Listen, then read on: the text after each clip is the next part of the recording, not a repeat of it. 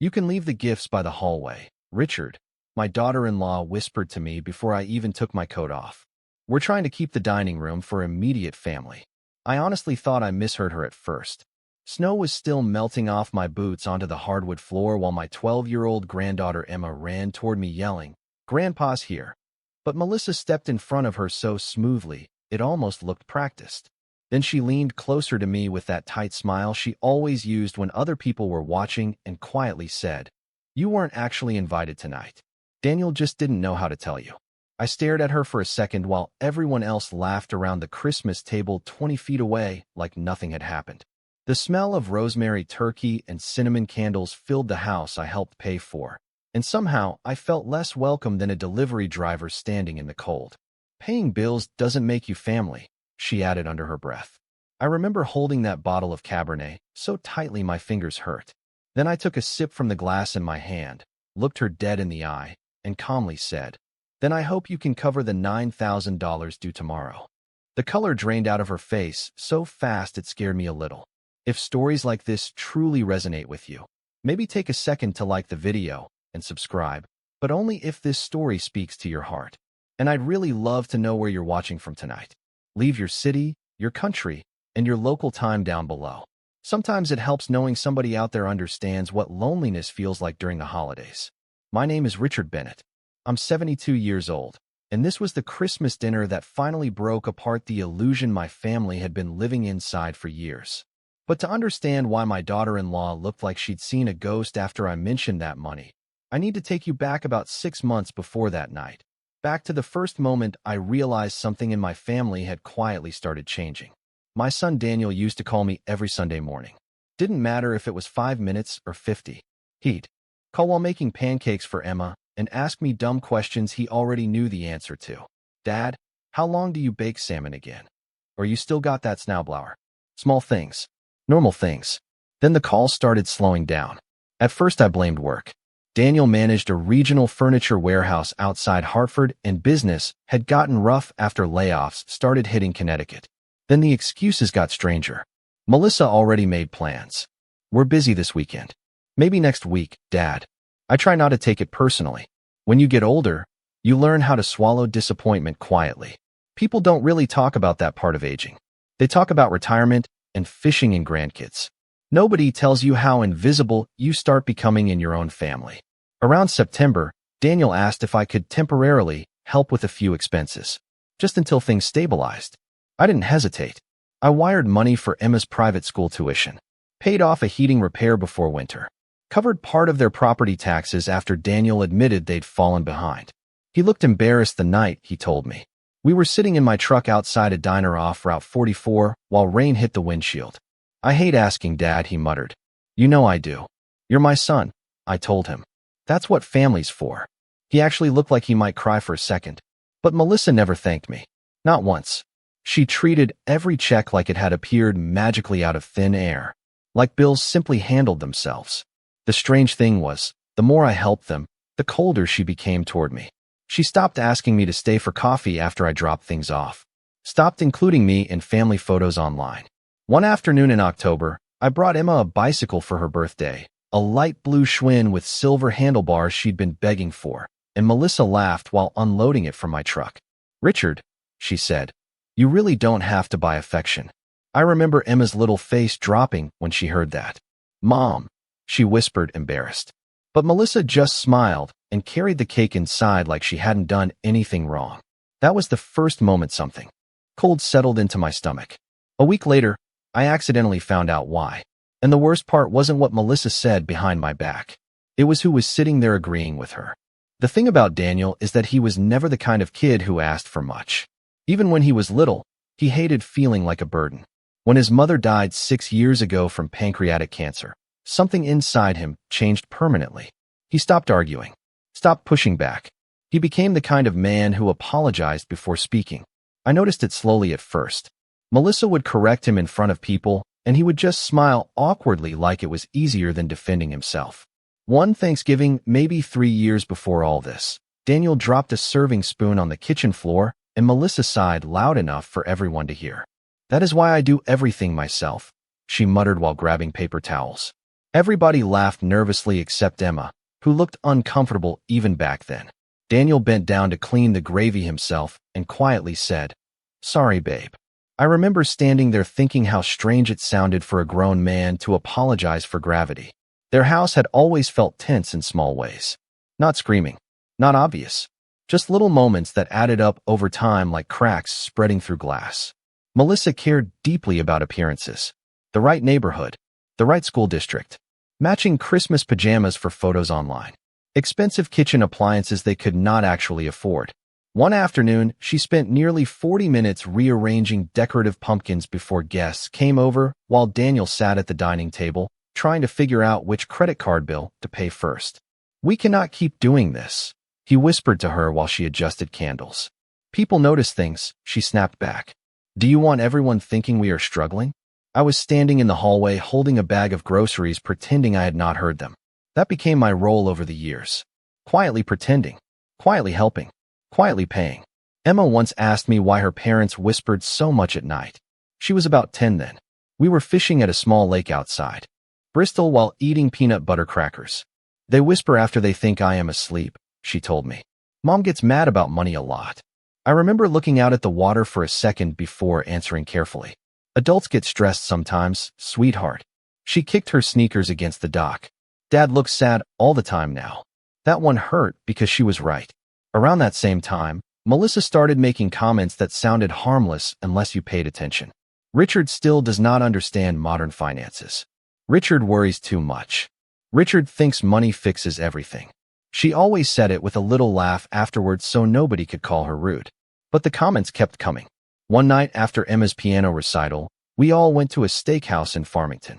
Daniel got up to take a work call, and Melissa leaned across the table while stirring ice in her water glass. "You know," she said casually, "sometimes helping too much keeps people dependent." I honestly thought she was talking about Emma at first.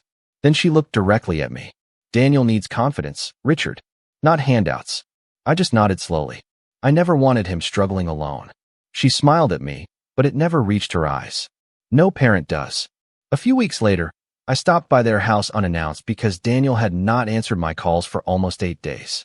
His truck was in the driveway, but when I knocked, Melissa opened the door only halfway. "Oh," she said flatly. We were just about to head out. I could hear football on the television behind her. I could also hear Daniel laughing. "I just came to drop off the furnace payment receipt," I told her. The heating company needed confirmation. She took the envelope from my hand without inviting me inside. "You really should let us handle our own household expenses eventually," she said quietly. Then she closed the door before I could answer. I stood on that porch for maybe 10 seconds, staring at my own reflection in the glass storm door like an idiot. And that was the night I finally did something I had never done before in my entire life as a father. I checked the account statements Daniel thought I had stopped monitoring. Years ago, what I found there made my stomach turn colder than the December air outside. The account was still technically connected to me because years earlier Daniel and I had opened it together when he started his first contracting business. I had not looked at it in a long time. Honestly, I trusted him. Maybe too much. I sat at my kitchen table that night with a cup of coffee growing cold beside me while snow tapped softly against the windows. At first, nothing looked unusual. Mortgage payments, utility bills, school tuition, grocery charges. Then I noticed the balances. They were lower than they should have been. Much lower. I kept scrolling. There were 3 maxed-out credit cards I had never heard about. A luxury furniture payment plan. 2 separate holiday shopping loans. A designer boutique in Greenwich that had charged almost $2,300 in one afternoon. My chest tightened. Then I saw the withdrawals from the reserve account I had quietly built for Emma's future college tuition. $30,000 gone over 8 months. I actually checked twice because I thought I was reading it wrong. The next morning I drove straight to Daniel's warehouse office. He looked exhausted when he came out to meet me in the parking lot. Dark circles under his eyes. Wrinkled dress shirt. He climbed into my truck and immediately knew something was wrong. "Dad?" he asked quietly. I handed him printed statements without saying a word. I watched his face slowly fall apart while flipping through the pages. "I can explain," he whispered. "Then explain." That was the first time in years I did not soften my voice for him. He stared down at the paperwork for a long moment before rubbing both hands over his face. "Melissa thought things would stabilize by summer," he finally admitted. Then interest rates went up. Then Emma's school raised tuition. Then, Daniel. He stopped talking. Did you take money from Emma's account? He looked out the windshield instead of at me. That answer hurt worse than words. I was going to replace it, he said softly. I swear I was. I leaned back against the seat and honestly felt older in that moment than I ever had before. How bad is it? I asked. He laughed once, but there was no humor in it. Bad enough that I barely sleep anymore. Then he said something I will never forget. Sometimes I feel like I am drowning in my own house. We sat there silently while trucks backed into loading docks nearby. Finally, I asked the question I had been avoiding for months. Does Melissa know how serious this is? Daniel hesitated too long. Not exactly. I almost laughed from disbelief. Your wife is buying $700 handbags while you are borrowing from your daughter's future? Please keep your voice down, he muttered automatically. And there it was again. Fear. Constant quiet fear. I drove home angry that day. Not explosive angry. Worse. Tired angry. The kind that settles into your bones. But something shifted inside me during that conversation. For the first time, I stopped seeing Daniel as a helpless kid I needed to rescue every time life got hard. He was 41 years old. A father. A husband. And somehow I had spent years helping them maintain a lifestyle none of them could actually afford while convincing myself it was love. 3 days later, I got an unexpected phone call that changed everything even more.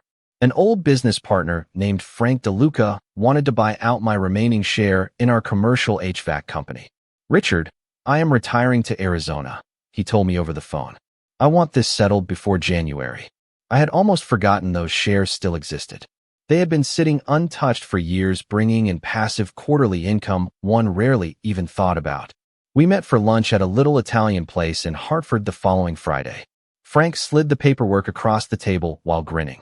You are going to hate me for waiting this long, he joked. What are you talking about? He tapped the number on the last page. I stared at it for several seconds before realizing it was real. The buyout would leave me with a little over $1.4 million after taxes. Frank laughed when he saw my expression. Merry Christmas, Richie. But the strange thing was, the first emotion I felt was not excitement. It was dread. Because deep down, I already knew exactly what would happen if Melissa found out. For about 2 weeks, I told nobody about the buyout money except my attorney and my accountant. Not even Daniel. I needed time to think clearly for once. Every morning, I would sit in the same recliner near my living room window with coffee in my hand, while the old radiator clicked softly beside me. Snow kept falling across Fairview in slow gray waves, and for the first time in years I started asking myself a question that made me uncomfortable. What exactly had all my help accomplished? Daniel was still terrified all the time. Emma still walked on eggshells inside her own house. And Melissa kept spending money like appearances mattered more than peace. I should have trusted my instincts then. Instead, I made the mistake fathers always make. I thought maybe one honest conversation could still fix things. I invited Daniel to breakfast at a diner off Interstate 84. He looked exhausted again when he arrived. You okay? I asked him after he slid into the booth. Just tired. The waitress poured coffee while Christmas music played softly overhead. Finally, I leaned forward and lowered my voice. Frank bought my company shares. Daniel blinked. Wait. Seriously? I nodded once. It is a substantial amount. He stared at me in complete shock. Dad, that is amazing. Then almost immediately his shoulders tightened with anxiety. Melissa cannot know yet. That response told me everything. Why? I asked quietly. He rubbed his forehead. Because she is already making plans we cannot afford. I watched him carefully. What kind of plans? He hesitated before answering.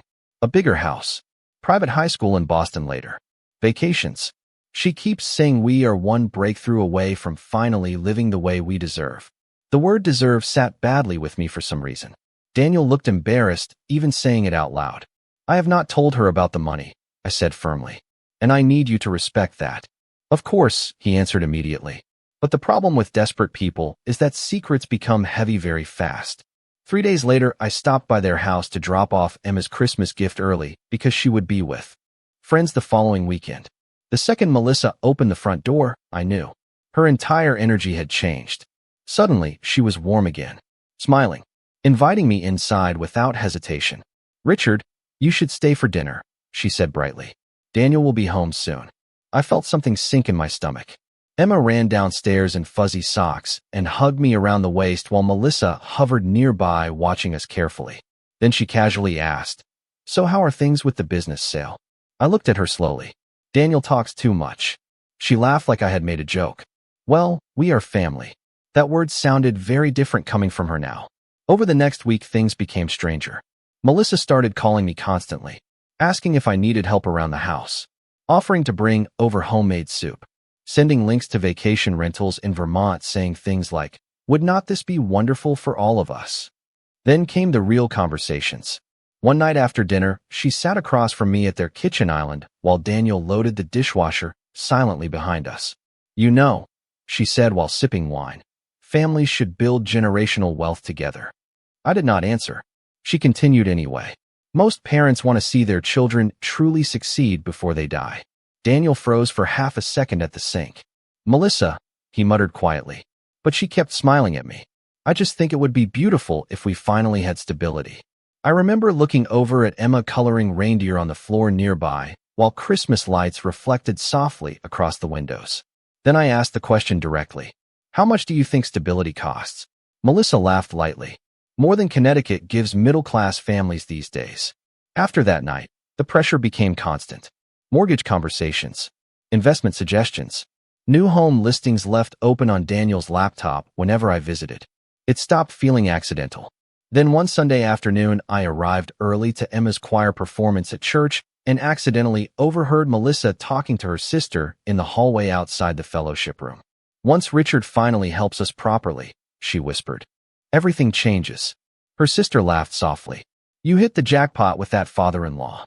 Melissa answered so fast it sounded rehearsed. "Please. He owes Daniel after everything his father put him through growing up." I stopped walking. My entire body went cold. Because none of that was true. Not one word of it. And the worst part was hearing someone else nearby quietly agree with her. The person agreeing with Melissa in that church hallway was my own younger sister, Carol. I had not even seen her standing there at first, because she was half hidden behind the coffee station, holding one of those little styrofoam cups churches always use. Carol looked uncomfortable the second she noticed me. Melissa did not. That was the part one remember most clearly. She barely reacted at all. "Richard," she said smoothly, like we had just bumped into each other accidentally. Carol immediately started rambling. "We were not talking about you like that," she insisted too quickly. "You misunderstood." But Melissa just folded her arms calmly. "We are only worried about Daniel and Emma's future." I looked at both of them for a second and honestly felt tired more than angry. "By spending money that is not yours yet?" I asked quietly. Carol sighed dramatically like I was the difficult one. "You always do this." "Do what?" "Act like helping people makes you some kind of martyr." That word hit me hard because suddenly I realized something ugly had been spreading behind my back for a long time. Not just assumptions. A whole narrative. Somehow I had become the controlling old man who used money to manipulate his family instead of the person quietly keeping them afloat. Melissa stepped closer and lowered her voice. "Nobody is saying you have not helped. That is exactly what you were saying." For the first time, her smile disappeared completely. "Daniel spent his entire life trying to earn your approval." I actually stared at her in disbelief. "Approval?" I repeated softly. "I paid his mortgage 3 times this year." Carol jumped in immediately. "Money is not emotional support, Richard." I looked between them and suddenly understood why Daniel had become so anxious all the time. He had been living between 2 completely different versions of reality.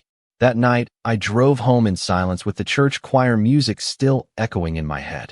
I kept thinking about something Melissa said. Entire life. Like she had rewritten decades of memories into some story where I was the villain. Over the next several days, things only got worse. Carol stopped answering my calls entirely. Then my cousin Diane sent me a strange text message asking if I was doing okay emotionally. That wording unsettled me immediately. When I asked what she meant, she hesitated before finally admitting Melissa had told several relatives I was becoming controlling after receiving unexpected money. I sat there staring at my phone in complete disbelief. Apparently, I had been pressuring Daniel with finances. Apparently, I made Melissa uncomfortable. Apparently, they were trying to establish boundaries. Boundaries. That word suddenly appeared everywhere. I checked my voicemail one evening and found a message from Carol saying, "You cannot buy your way into people's lives forever, Richard. I listened to it twice because I honestly could not believe she had said it. Then came the emails. Melissa sent one titled Family Expectations. I wish I were joking. It was 3 full paragraphs about respecting Daniel and Melissa as the heads of their household and avoiding financial leverage during emotional disagreements. She actually used those exact words. At the bottom she wrote, "We want Emma growing up around healthy dynamics." Healthy dynamics. After draining her college fund behind closed doors, I started typing a response 3 separate times and deleted every version. Finally, I wrote one sentence. "I never wanted control. I only wanted my family safe." She never replied. A few days later, I mailed Emma a small Christmas ornament she had pointed out at a store weeks earlier. A hand-painted little ice skate with silver glitter.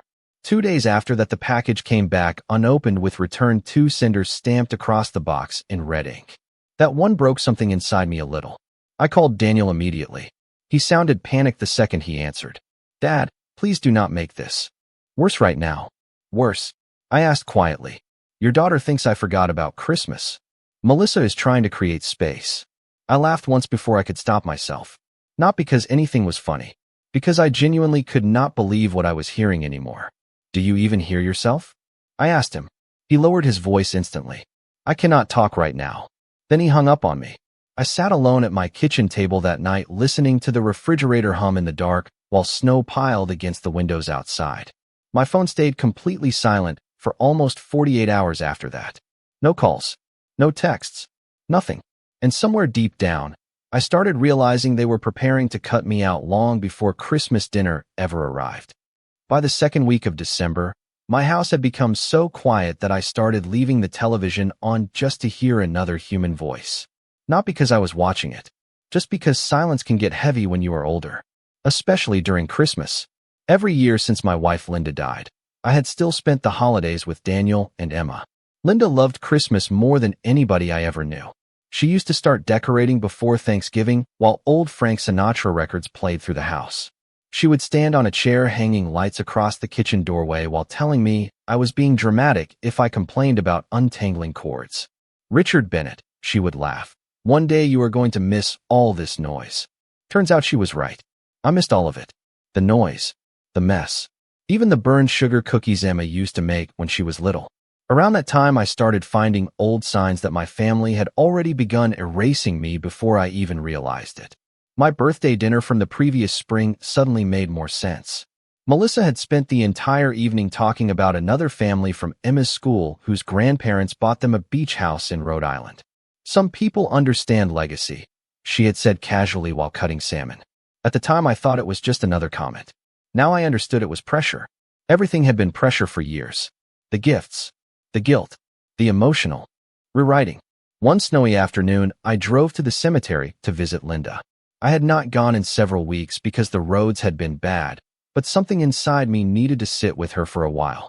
I brushed snow off the headstone with my glove and stood there in the freezing wind, feeling ridiculous for talking out loud to someone gone 6 years. "I think I failed him," I admitted quietly. "I helped too much." My voice cracked a little after that. Or maybe not enough in the right ways. There was nobody around except a groundskeeper plowing snow near the back entrance. I stood there for almost an hour remembering little things. Daniel learning to ride a bike in our old driveway. Emma asleep on my chest during her first Christmas Eve. Linda squeezing my hand in the hospital during her final week telling me, "Take care of our family when I am gone." I had tried. God knows I had tried. But somewhere along the line, taking care of them had slowly turned into disappearing for them. That realization hurt more than the insults ever did. A few nights later, Emma secretly called me from her tablet after 9 o'clock. I almost cried hearing her voice. "Grandpa," she whispered. "Hey, sweetheart. Mom says we are keeping Christmas small this year." I closed my eyes for a second. I heard. She hesitated. "Did you and Mom have a fight?" "No, honey." "Then why is everybody acting weird?" Children always notice more than adults think they do. I tried to answer carefully. Sometimes grown-ups get confused about what matters. She got quiet for a moment before asking the question that nearly broke me. "Did you stop loving us?" I felt my throat tighten instantly. "Emma, no. Never. Because Mom says you are upset about money." There it was again. That same story spreading everywhere. I sat there staring at the dark kitchen window while snow drifted outside under the porch light. Finally, I said softly, "Money is not why I am hurt." She whispered, "I miss you." Then I heard footsteps somewhere near her, and she panicked. "I have to go." The call disconnected immediately after that. I sat there holding the silent phone for a long time. But strangely enough, something changed inside me. After that conversation, not anger, clarity. For months I had kept trying to defend myself to people who had already decided who I was. I kept begging for understanding instead of paying attention to what their actions were actually saying. And for the first time in years, I started thinking less about what my family needed from me and more about what I was still allowing to happen to myself. 3 days before Christmas Eve, I finally called my attorney back and told him to freeze every automatic payment connected to Daniel's household after the end of the month. Then I hung up the phone, sat quietly in my recliner, and waited for whatever came next. The strange thing about finally stopping is that at first, nobody notices. The world does not suddenly shake because one old man decides he is tired. The snow still falls. Bills still arrive in the mailbox. Coffee still tastes the same at 6 in the morning. But slowly, quietly, life starts rearranging itself around the absence of what you used to give away for free. The week after I froze the automatic payments, I cleaned out my garage for the first time in almost 10 years. Linda always used to joke that I treated old tools like family heirlooms. She was not entirely wrong. I spent 2 full afternoons sorting through rusted wrenches, extension cords, and old HVAC manuals while classic rock played softly from a dusty radio near the workbench. Somewhere in the middle of it, I realized how long it had been since I had done something that belonged only to me. Not for Daniel, not for Emma, not to fix another emergency. Just me. Around that same time, Frank called again from Arizona. "You still know commercial systems better than half the idiots working in Connecticut," he laughed over the phone. "You ever think about consulting part-time?" I almost dismissed the idea immediately. Then I stopped myself. "Maybe," I answered carefully. 2 weeks later, I was driving to small commercial properties across Hartford County, doing inspection consultations 3 days a week. Nothing exhausting. Mostly reviewing aging heating systems for insurance evaluations and renovation projects. The first check I received was only $1,200, but I remember staring at it on my kitchen counter feeling something I had not felt in years. Useful. Not needed. Useful. There is a difference.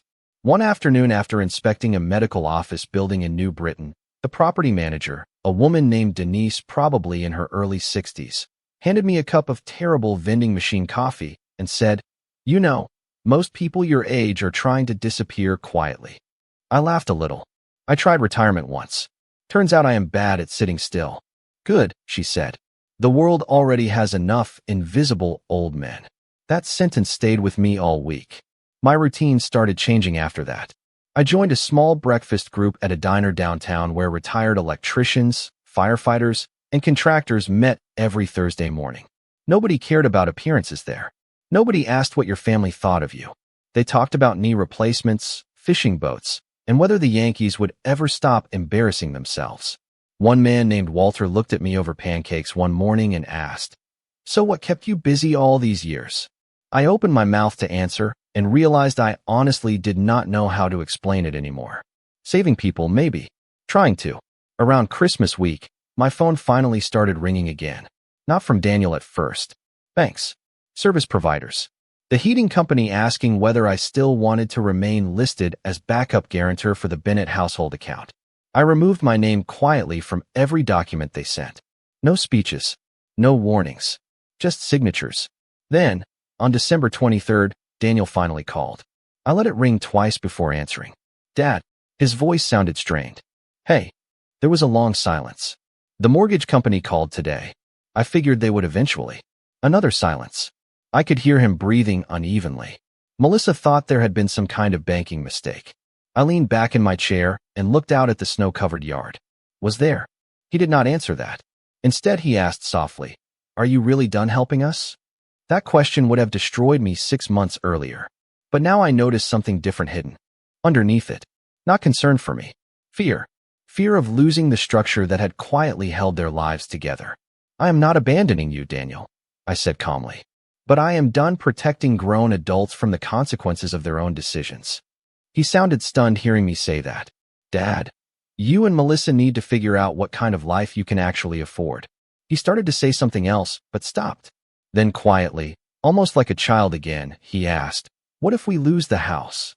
I closed my eyes for a second because despite everything, hearing fear in my son's voice still hurt. "Then you start smaller," I answered, like most people do. After we hung up, I sat there in silence expecting guilt to crush me the way it always used to. But it did not. For the first time in years, I felt something steadier than guilt. I felt boundaries. And the very next morning, an unexpected phone call from one of the largest commercial property firms in Hartford hinted that my life was about to become much bigger than anybody in my family realized. The call came from a company called Harlan Property Group out of downtown Hartford. I almost ignored it because I did not recognize the number. A younger version of me would have answered immediately. But somewhere over the last few months, I had stopped feeling obligated to rush toward every demand life threw at me. The woman on the phone introduced herself as Karen Whitmore, Regional Operations Director. "Mr. Bennett, Frank DeLuca gave us your name," she explained. "We manage several older commercial buildings across Connecticut, and frankly, we are tired of consultants who only know systems from spreadsheets." I laughed quietly at that. "So what exactly are you looking for?" "Somebody who actually understands buildings." 2 days later, I drove into Hartford wearing the same navy winter coat I had owned for almost 12 years. The city looked different that morning somehow. Cleaner, sharper. Maybe I was the thing that had changed. Their office sat on the 14th floor of a glass building overlooking the Connecticut River. Young employees carrying tablets moved quickly through the lobby while Christmas decorations glowed softly near the reception desk. I suddenly became very aware of my age standing there among all those polished people in expensive shoes. Then a maintenance supervisor named Leon walked up, shook my hand firmly, and smiled. "You are Bennett." "That obvious?" "Frank said you are the only guy alive who can diagnose a boiler problem by listening to it cough." That made me laugh harder than it should have. They brought me through 3 separate buildings that afternoon. Office towers, medical clinics, a warehouse renovation project with heating problems nobody had solved properly in months. I spent 4 straight hours climbing utility stairs, checking valves, reading pressure gauges, and explaining system failures to engineers half my age. Something strange happened while I worked. My shoulders stopped feeling heavy. My voice stopped sounding uncertain. People listened when I spoke. Not politely. Seriously. At one point, a younger project manager named Ethan interrupted me while I was explaining airflow issues in a basement mechanical room. "Wait," he said, looking at his notes. "You figured all that out in like 10 minutes?" I shrugged. 45 years in the business buys you pattern recognition. Leon laughed loudly. "We have been arguing about this problem for 3 weeks. By the end of the day, Karen handed me a temporary company badge with consulting operations specialist printed beneath my name.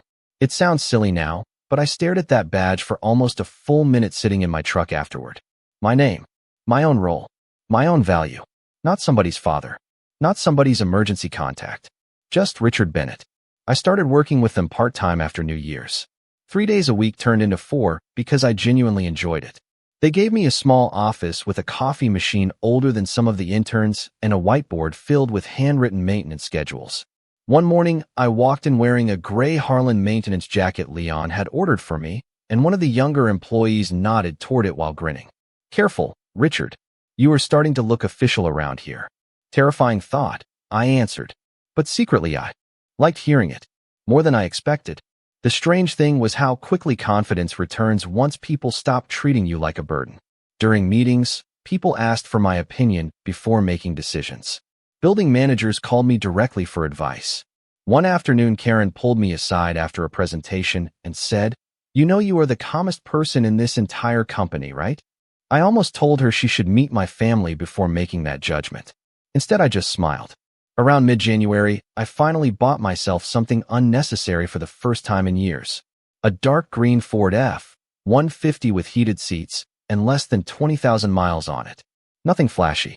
But when I parked it in my driveway that evening, I sat there for a minute with my hands on the steering wheel, realizing I had spent most of my life feeling guilty every time I enjoyed something for myself. That feeling was starting to disappear. Slowly, quietly. Then one Thursday afternoon, while reviewing maintenance contracts in my office, my cell phone buzzed across the desk. Daniel's name appeared on the screen for the first time in almost 3 weeks. I stared at it while snow drifted past the window outside. Then I answered calmly and heard panic in my son's voice before he even finished saying hello. And suddenly, after everything that had changed inside me, the story began circling back toward that Christmas dinner all over again. "Dad, I need to see you." Daniel sounded completely different on the phone that afternoon. Not defensive, not careful, just exhausted. I leaned back in my office chair while staring at snow collecting along the Hartford sidewalks below my window. "What happened?" There was a long pause before he answered. "Can we do this in person?" We agreed to meet that evening at a small coffee shop halfway between Fairview and his neighborhood. I arrived early after work, still wearing my Harlan jacket and company badge clipped near my chest. The girl behind the counter smiled at me while pouring coffee. "Long day?" she asked. "Not over yet," I answered quietly. Daniel walked in 20 minutes later looking worse than I had ever seen him. His beard was uneven, like he had stopped paying attention to himself. His winter coat hung open despite the cold outside. He sat down across from me and immediately rubbed both hands over his face. "You look tired," I said carefully. He let out a hollow laugh. "That is one word for it." For a minute, neither of us spoke. The espresso machine hissed behind the counter while Christmas songs played softly through ceiling speakers. Finally, Daniel looked up at me. "The house is 3 months behind now." I stayed quiet. "Melissa thought she could refinance after the holidays," he continued. "But the bank denied it this morning." He stared down into his untouched coffee. "Credit cards are maxed out too." I watched him carefully while he spoke. Months ago, I would have jumped straight into fixing things. Writing checks, calling lawyers, offering solutions nobody asked me for. But now I simply listened. That seemed to unsettle him more than anger would have. "Dad," he said slowly, "why are you so calm?" I honestly thought about the answer before speaking. Because panic never solved anything for our family. He swallowed hard after that. Then quietly, he admitted something I think he had been carrying for years. "I do not even know how bad things actually are anymore." There was so much shame in his voice that for a second I saw the little boy who used to cry whenever he disappointed anybody. "Does Melissa know?" I asked. Daniel laughed bitterly. "She knows enough to blame me." Then his expression changed suddenly. "She still thinks you are eventually going to help us." That sentence landed differently now. Not because it hurt, because it no longer controlled me. I took a slow sip of coffee before answering. "That sounds like a dangerous assumption." Daniel stared at me for several seconds. "You really mean that?" "Yes." He looked genuinely shaken, realizing I was serious. Outside the windows, snow kept drifting under the streetlights while cars moved slowly through slush-covered roads. Daniel finally lowered his voice. "Christmas Eve is going to be rough." "Why?" He hesitated. "Melissa invited a bunch of people." "Of course she did. Her sister, Carol, some neighbors, people from Emma's school." I almost smiled at the predictability of it. "Appearances. Always appearances." And Daniel looked miserable. "She still thinks everything can be held together if we just survive the holidays." He rubbed his eyes tiredly. "She does not understand what tomorrow looks like." Tomorrow. The $9,000 payment due to contractors, utilities, and overdue accounts. The same payment I had quietly covered every month for nearly a year without most of the family even knowing it existed. I sat there listening to the soft hum of conversations around us while something calm settled deeper inside me. For the first time in years, I was no longer reacting emotionally to my family's chaos. I was observing it clearly. Daniel looked at me nervously. "Are you still coming Christmas Eve?" I thought about saying no. Honestly, part of me wanted to. But another part needed to see how far the illusion had gone. "Yes," I answered finally. "I will be there." He looked relieved for reasons I do not think he fully understood himself. As we stood to leave, he glanced down at the Harlan badge clipped to my jacket. "You seem different lately," he admitted quietly. I buttoned my coat slowly before answering. Maybe I finally remembered I existed before everybody started needing things from me. He did not know what to say to that. Neither did I. And as I drove home through the falling snow that night, I could already feel something waiting for us at that Christmas dinner table. Something fragile. Something that had been held together by my silence for far too long. And by the next evening, everybody in that house was about to learn exactly what happened when that silence finally ended. Christmas Eve arrived under a gray Connecticut sky, with freezing rain tapping against the windshield while I drove toward Daniel's neighborhood. The streets were lined with glowing decorations and inflatable snowmen, but the closer I got to their house, the heavier everything felt. I parked across from the driveway for a moment before getting out. Through the front windows, I could already see people moving around inside, holding wine glasses and paper plates while Christmas music drifted faintly through the walls. Melissa had turned the entire evening into a performance. Again, the second I stepped inside, warm air and the smell of cinnamon hit me at once. "Grandpa," Emma ran toward me before anyone else could react and wrapped her arms around my waist so tightly I nearly lost my balance. "Hey, sweetheart." I handed her a small silver gift bag and she smiled immediately. "Mom said not to expect presents this year because everybody needed to be responsible," she whispered quietly. I glanced up and saw Melissa across the room, laughing with her sister while pretending not to notice us. Daniel looked exhausted already. There were maybe 12 people in the house altogether. Neighbors, Carol, a couple from Emma's school, somebody from Melissa's yoga studio. I recognized almost none of them, but I noticed something else immediately too. My usual chair at the dining table was gone. In its place sat a decorative wooden reindeer centerpiece with candles around it. Melissa walked over smoothly holding a glass of white wine. "Richard," she said brightly, "we are doing more casual seating this year." Clearly, she smiled like she did not hear the edge in my voice. "You can sit near the den." A folding chair sat half outside the dining room entrance near the hallway. Not technically away from everyone, just separate enough to send a message. Carol avoided looking directly at me. Daniel looked like he wanted the floor to swallow him alive. But strangely enough, I did not feel embarrassed anymore. Just awake. During dinner, people talked loudly about ski trips, housing prices, and private schools while Melissa floated around refilling drinks like some kind of hostess in a commercial. Every few minutes, she dropped comments designed to sound innocent. Financial stress really changes people. Boundaries are healthy during difficult seasons. Some family members struggle when they are no longer needed the same way. Nobody challenged her because most of them did not understand who she was actually talking about. Then sometime after dessert, while people were gathering near the fireplace, Melissa walked behind my chair and leaned down close enough for only me to hear her. Her voice stayed perfectly calm. "You really should stop trying to make Daniel feel guilty for becoming independent." I looked up slowly. "Independent? You know exactly what I mean." She smiled faintly while adjusting one of the candles on the table. "Money does not buy permanent access to people." For a second, I just watched her quietly. Then I reached for my wine glass and took a slow sip.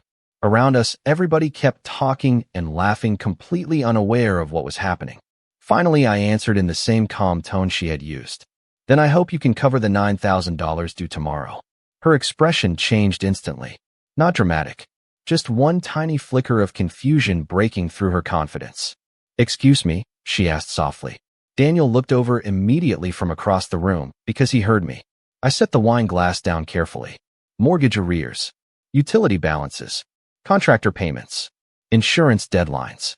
Melissa stared at me without blinking now. "Richard, this is not the time for whatever this is." "Actually," I said quietly, "it is exactly the time." The room had started growing quieter around us because people could feel something shifting even if they did not know what yet. Daniel stepped forward slowly. "Dad?" I looked directly at Melissa. "You spent the last 6 months telling people I used money to control this family." Nobody moved. Nobody spoke. "Tomorrow morning," I continued calmly, "you are about to find out what this household actually costs without me." The silence after that felt enormous. Carol looked pale. Daniel looked like he might collapse from exhaustion right there beside the fireplace. But Melissa still tried to hold on to control. "You are trying to embarrass us in front of guests," she said tightly. I shook my head once. "No, I think reality is about to do that on its own." Then from somewhere near the hallway, Emma's small voice quietly broke the silence. "Wait, Grandpa was paying for all this." And suddenly every person in that house turned to look at Melissa. Nobody spoke for several seconds after Emma asked that question. The only sound in the room was the soft crackling from the fireplace and Bing Crosby singing somewhere faintly from a Bluetooth speaker in the kitchen. Melissa looked stunned that the conversation had slipped out of her control so quickly. Daniel finally stepped forward and rubbed both hands over his face like he had been carrying a weight too heavy for too long. "Dad has been covering the shortages," he admitted quietly. One of the neighbors frowned in confusion. "Shortages?" Daniel swallowed hard before answering. Mortgage payments, utility balances, insurance, school tuition. Carol stared at him. Daniel, what are you talking about? He looked over at her with tired eyes. What do you think I've been talking about with him every month? The room changed after that. You could feel it happen. People stopped seeing me as the bitter old man Melissa had described and started looking around the house differently. The expensive decorations, the catered desserts, the polished image. Suddenly it all looked fragile instead of impressive. Melissa crossed her arms tightly. This is incredibly inappropriate to discuss in front of guests. You brought guests into a private situation, I answered calmly. Not me. She opened her mouth to respond, but Daniel interrupted her for the first time all evening. No, Melissa. Stop. That silence afterward hit harder than shouting ever could have. Even Emma looked surprised hearing her father use that tone. Daniel turned toward everyone slowly. My father has been helping us for years, he admitted. Not because he wanted control, because we were drowning. Melissa shook her head immediately. You are making it sound worse than it is. Daniel laughed once in disbelief. Worse. He pointed toward the dining room table. The heating bill last month was almost shut off. Her face flushed instantly. Do not do this right now. Then when? He asked quietly. After the bank takes the house? Nobody moved. One of the guests awkwardly set down a wine glass and muttered something about checking on the kids downstairs before disappearing from the room entirely. Carol looked pale, standing near the fireplace. Richard, she said softly, why did you not tell anybody? I looked at her for a long moment before answering. Because I thought protecting my family mattered more than protecting my image. That one landed hard. Melissa looked furious now, but underneath the anger I could finally see fear breaking through. Real fear, not social embarrassment. Consequences. You cannot just cut us off without warning, she said sharply. I reached into my coat pocket calmly and pulled out a folded packet of papers. I did warn you. Daniel stared at the documents immediately because he recognized them. Mortgage notices, overdue contractor invoices, payment schedules, copies of emails I had forwarded to him over the past 6 months with subject lines marked urgent. I handed them to him quietly. Every one of those came before tonight. Melissa looked at Daniel in shock. You told me everything was under control. Daniel's expression collapsed completely. Because every time I tried telling you the truth, you started talking about appearances. The room went dead silent again. Emma stood near the hallway, clutching the silver gift bag I had given her earlier, like she suddenly felt unsafe inside her own home. I noticed that more than anything else. A child realizing adults had been lying around her for a very long time. Melissa looked toward me again, but her voice sounded different now, less confident. So what happens next? I answered honestly. That depends on whether you finally start living inside reality. Nobody had a response to that.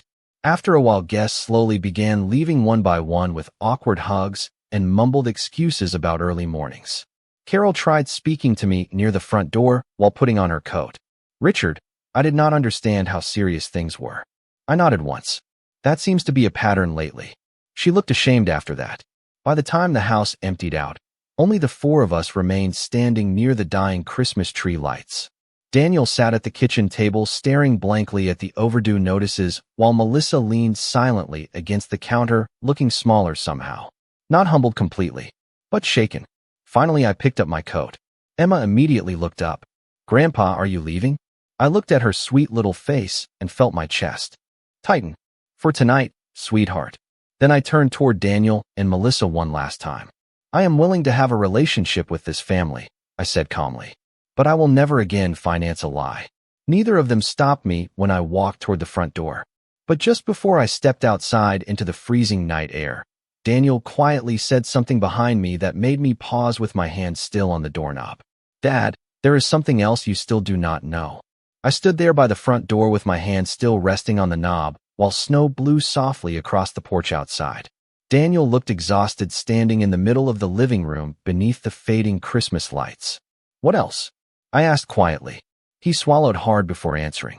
Melissa never knew the college account already existed before we got married. I frowned slightly. What are you talking about? Daniel looked down at the stack of overdue papers in his hands. The account for Emma. The one we took money from. His voice cracked a little after that. Mom started it. For a second I could not speak at all. Linda. Of course she did. My wife had quietly opened that account when Emma was born and added money to it every birthday and every Christmas before she died. Daniel sat down heavily at the kitchen table while rubbing both hands over his face again. Mom made me promise I would never touch it unless it was an emergency. Melissa looked genuinely stunned hearing that for the first time. You told me it was savings from your father. Daniel finally looked at her directly. Because you always treated him like a bank instead of a person. The room went completely silent after that.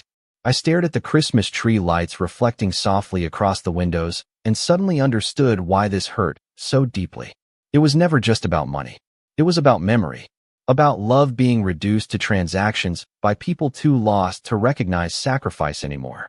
Melissa sat down slowly on the edge of the couch, looking smaller than I had ever seen her. I did not know, she whispered. I believed her. But strangely enough, that did not fix anything. Because not knowing had become its own kind of choice over the years. The next few months were uncomfortable for everyone. Daniel and Melissa sold the house by spring after realizing they could not maintain the payments anymore. They moved into a smaller townhouse outside Newington with one bathroom, older appliances, and none of the polished perfection Melissa spent years chasing. And honestly, something surprising happened after that. They started acting like a real family again. Daniel looked lighter. Emma laughed more. Even Melissa slowly changed once there was no image left to protect. Not overnight. Real change never happens overnight. But little things started shifting. She got a full-time accounting job. Started cooking at home instead of pretending every holiday needed to look like a magazine cover. One afternoon months later, she came to my house alone carrying a cardboard bakery box with homemade blueberry muffins inside. She stood awkwardly on the porch for several seconds before speaking. I do not expect forgiveness immediately, she said quietly. I just wanted to stop pretending I was not wrong. I studied her face carefully. For once there was no performance there. Just exhaustion, honesty, maybe even shame.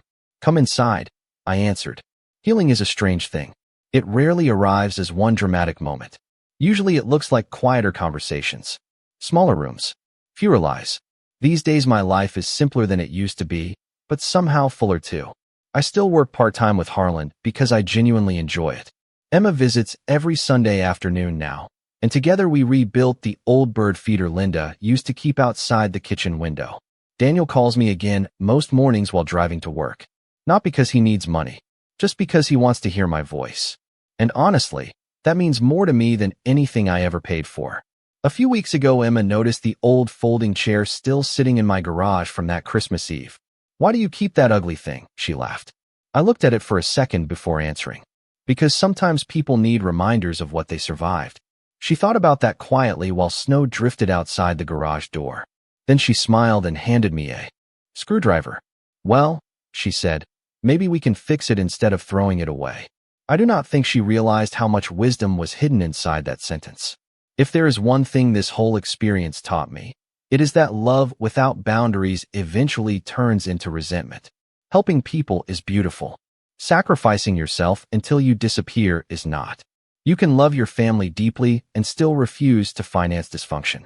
You can forgive someone without reopening every door they once walked through carelessly.